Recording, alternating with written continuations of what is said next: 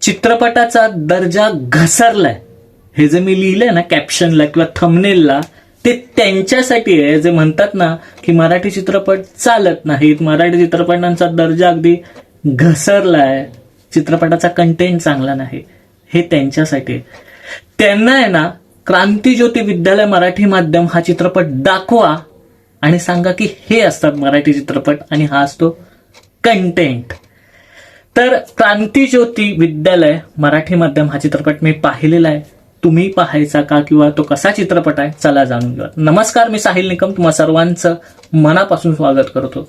Video सुरुवात करण्यापूर्वी एक लाईक आणि एक सबस्क्राईबचा खूप इम्पॉर्टंट असतो, त्यामुळे नक्की करा.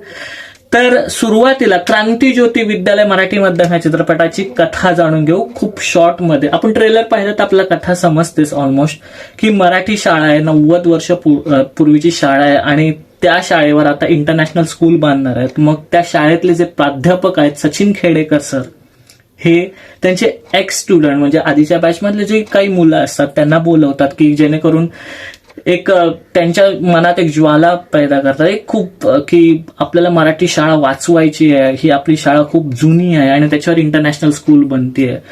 ही जी प्रोसेस आहे ती पूर्ण प्रोसेस याच्यात दाखवली आहे. बरं, ही शाळा मग वाचते का, पुन्हा भरते का ही शाळा, हे सगळं ह्या चित्रपटामध्ये, ह्या कथेमध्ये, ह्या चित्रपटाच्या दाखवलेलं आहे आणि अलगतच मराठी भाषेचा मुद्दा सुद्धा ह्याच्यामध्ये उचललेला आहे. बरं, हे सगळं प्रिडिक्टेबल आहे, काय घडणार आपल्याला माहिती आहे, पण ह्याचं जे प्रेझेंटेशन आहे ते खूप महत्वाचं आहे, ते खूप छान झालेलं आहे. आता चित्रपटातील जे कलाकार आहेत त्यांच्या अभिनयाबद्दल बोलूयात.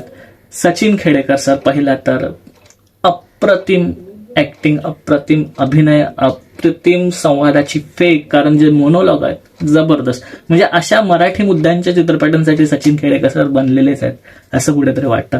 अमय वाघ ह्याची सिच्युएशनल कॉमेडी, पुन्हा एकदा सांगतो सिच्युएशनल कॉमेडी आहे, म्हणजे जशी सिच्युएशन तशीच कॉमेडी, कुठेतरी अतिरेक होत नाही, त्यामुळे अजून मजा येते चित्रपट बघायला, कुठे बोरिंग वाटत नाही.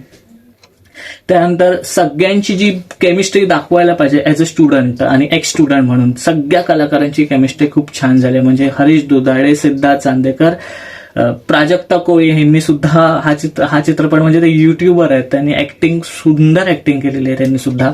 क्षितिजोग असतील, त्यानंतर निर्मिती सावंत असतील, अजून जी काही खूप नाव आहेत ह्याच्यामध्ये आणि खूप मोठी स्टारकास्ट आहे, त्यामुळे जबरदस्त सगळ्यांचा अभिनय झालेला आहे एवढंच सांगू शकतो. म्हणजे एक एक कॅरेक्टर त्यांनी जिवंत, म्हणजे जिवंत नाही म्हणता येणार, एक आपल्याला नॉस्टॅल्जिक करून जातं प्रत्येक कॅरेक्टर असं म्हणू शकतो. पुष्कराज चिरपुटकर ह्याची कॉमेडी सीन्स खूप छान आहे.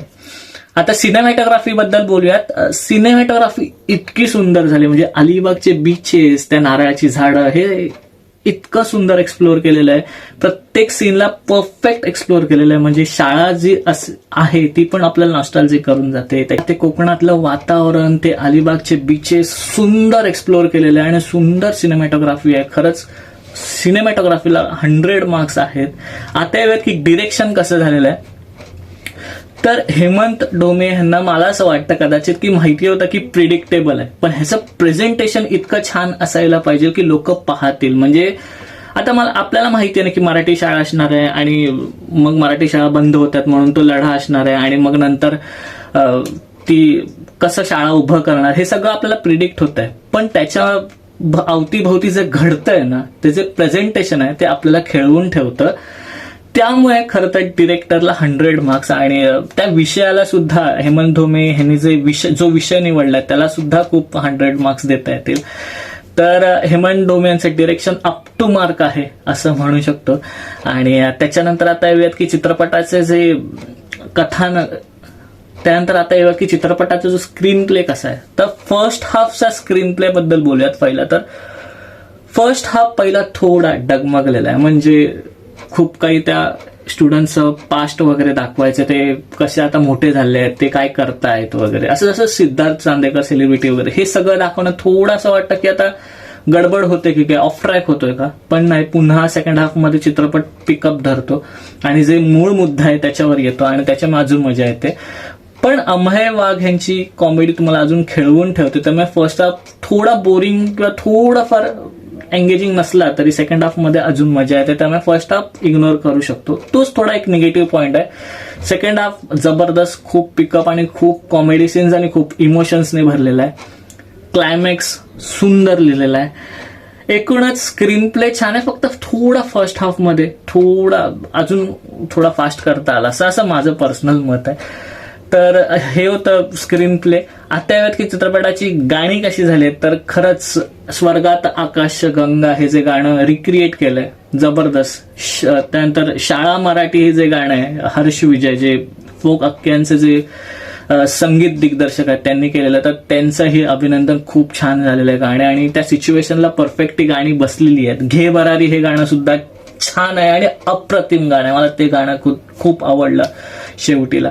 सो गाण्यांची बाजू उत्तम झालेली आहे. आणि आता बोलूयात की ओव्हरऑल चित्रपटाचं इम्पॅक्ट जो झालेला आहे तो कसा आहे. तर मला असं वाटतं की चित्रपट खूप प्रिडिक्टेबल आहे, पण ऍट ए टाइम त्याचं प्रेझेंटेशन आपल्याला लास्ट पर्यंत खेळवून ठेवतं. आणि हीच दिग्दर्शकाची जे होतं ना मनात, ते त्याला साध्य करता आलं की प्रेक्षकाला खेळून ठेवायचं, भले ते प्रिडिक्टेबल असलं तरी. तर ते त्याच्यामध्ये तो 100% सक्सेस झाला. आणि 100 मार्क्स ह्या विषयासाठी हेमंत ढोमे यांना. आणि ओव्हरऑल चित्रपट तुम्हाला खूप काही विचार करायला लावतो की दिग्दर्शकाने हे पण दाखवले की आपण मराठी शाळा का बंद होत आहेत, मग त्याचं रिझन काय, मग त्याला एज्युकेशनचे जे मिनिस्टर्स आहेत ते कसे जबाबदार आहेत, मग पालक कसे जबाबदार आहेत. बरं, हे दाखवलंच नाही तर त्याच्यावर सॉल्युशन सुद्धा दिलं की हे झालं तर मग आता काय करता येईल त्या मराठी शाळांसाठी, हे सगळं एकत्र दाखवलंय. त्याच्यामुळे